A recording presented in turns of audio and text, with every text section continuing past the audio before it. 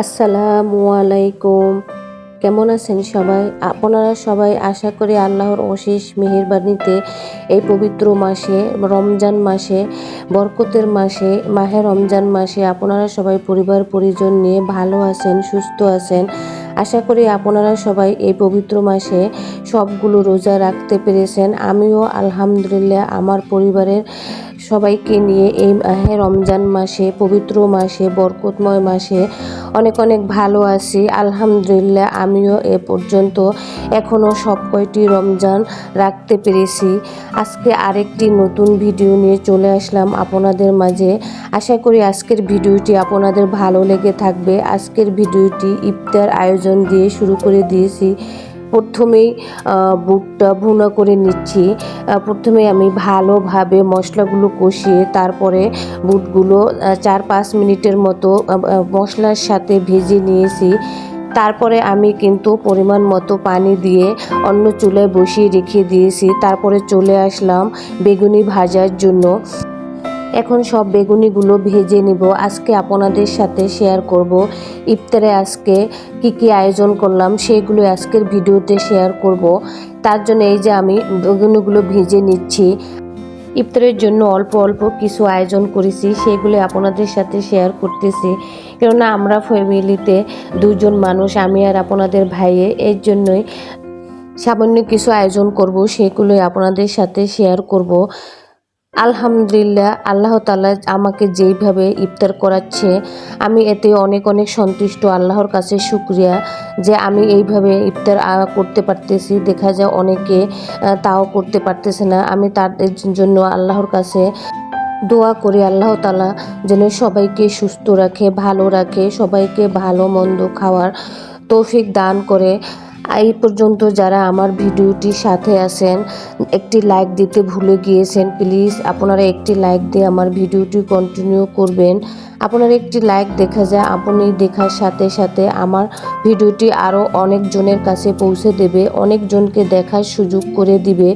আর যদি আমার ভিডিওটির কোথাও কোনো অংশে কথা কাজ আপনাদের ভালো লেগে থাকে তাহলে আমার চ্যানেলটিকে একটি সাবস্ক্রাইব করে নিতে পারেন।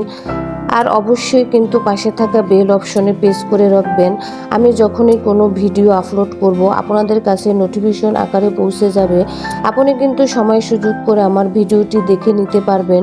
আর যারা অলরেডি এই কাজটি করে নিয়েছেন তাদেরকে জানাই অসংখ্য অসংখ্য ধন্যবাদ।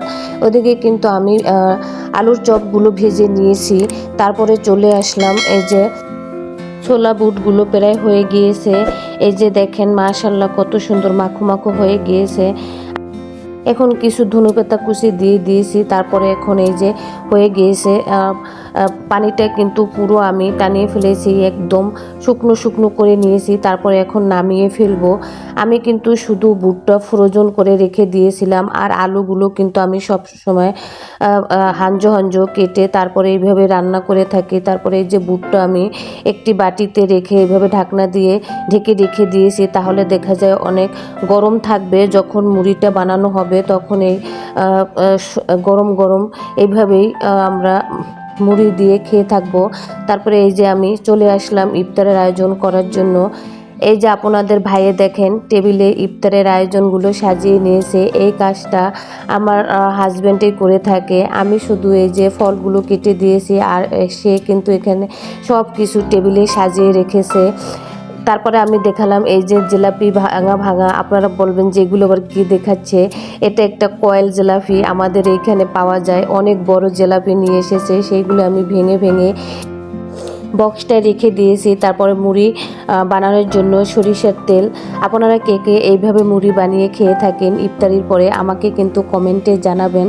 আর আমার টেবিলটা সাজানো কীরকম হয়েছে, আপনাদের ভাইয়ে সাজিয়েছে, কেউ কিছু মনে করেন না। সে পুরুষ মানুষ যেরকম পেরেছে সেই রকম সাজিয়েছে। আমি কিন্তু ওদিকে রান্নাঘরে আবার রান্না করতেছি, তার জন্য এদিকে আসার সুযোগ পেয়ে নেই। আপনারা তো জানেন একজন গৃহিণীর কত কাজ থাকে, এর জন্য সে যেরকমভাবে সাজিয়েছে আপনাদের সাথে সেই রকমই উপস্থাপনা করলাম। তারপরে এই যে দেখালাম আপনাদের ভাইয়ে শরবত বানাচ্ছে। তার শরবত বানানোটা কিন্তু খুবই মজা হয়। সে এইখানে অনেক রকম উপকরণ দিয়ে শরবত বানায়।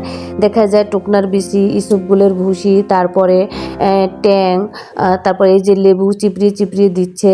তার এই অনেক রকম উপকরণ দিয়ে যে শরবতটা বানায়, শরবতটা কিন্তু খুবই ভালো হয়। তারপরে আমি বললাম আমি তোমার শরবত বানানোটা শেয়ার করি। তারপর বললাম না না, তারপরে একটু এই যে শেয়ার করলাম। কখনো আপনাদের ভাইয়াকে আমি ভিডিওতে দেখাই না, আজকে তাকে সামান্য তার হাতটা দেখিয়ে দিলাম। সে কখনো ভিডিওতে আসতেছে না, আমিও তেমন একটা তাকে জোর করি না। তারপরে এই যে শরবতগুলো এখন সে গ্লাসে ঢেলে নিচ্ছে। আমরা দুজন মানুষ, এর জন্য দুইটা গ্লাসে শরবতগুলো ঢেলে নিচ্ছে। এখন কিন্তু আমি ভয়েস দিছি পরের দিন। এই ইফতার আয়োজন কিন্তু গতকালকের ছিল, আজকে আপনাদের সাথে ভয়েস দিয়ে শেয়ার করতেছি। আপনারা আবার বলবেন যে এখন আবার কোন ইফতার পার্টি, এই জন্য বলে দিলাম গতকালকের ভিডিও আজকে আমি ভয়েস দিয়ে আপনাদের সাথে শেয়ার করতেছি। এই যে দেখেন সে কিভাবে শরবতগুলো ঢেলে রাখতেছে। তারপরে এই যে অন্য একটা গ্লাসে কম হয়েছে, তারপর বলতেছে যে তোমার গ্লাসে কম হয়েছে, পরেও তুমি বলবা যে আমাকে কম দিয়েছে। আমার সাথে একটু দুষ্টুমি করতেছে, তাই আবার দেখালাম যে সে আবার আমার গ্লাসে সম পরিমাণে দিয়ে দিয়েছে। আমরা দুজনে মিলে যে ইফতারের আয়োজনগুলো করে থাকি সেইগুলোই আপনাদের সাথে আজকে শেয়ার করলাম। আবার অন্য কোনো ভিডিওতে যখন বড় আকারে ইফতারের আয়োজন করব সেগুলো আবার আপনাদের সাথে শেয়ার করার চেষ্টা করব। আজকে কীরকম হয়েছে আপনারা কিন্তু কমেন্টে জানাবেন। এখানে কিন্তু আমি ইফতারির জন্য বেগুনি, আলুর চপ, তারপর আনারস, খেজুর, শসা, মালটা, তরমুজ আর শরবত আর মুড়ি খাওয়ার জন্য পেঁয়াজ কুচি করে নিয়েছি, ধনেপাতা কুচি করে নিয়েছি, আর সরিষার তেল আর মিষ্টি নিয়েছি, আর ছোলা বুট তো আছেই, এটা তো সবসময় ইফতারি থাকেই। আপনারা সবাই ভালো থাকবেন, সুস্থ থাকবেন। এই আল্লাহ তাআলার রহমতের মাসে, বরকতময় মাসে সবাই হেফাজতে থাকবেন। সবাইকে সবাই ভালোবাসবেন, গরিবদের বেশি বেশি করে সাহায্য করবেন, জাকাত দিবেন। আমার জন্য দোয়া করবেন, আমি যেন আমার পরিবারের সবাইকে নিয়ে ভালো থাকি, সুস্থ থাকি।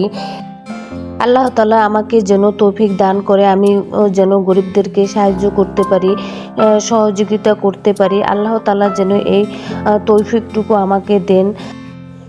এই রমজান মাসটা শুধু দিয়েছেন আমাদের গরিবদের দুঃখ কষ্ট বোঝার জন্য।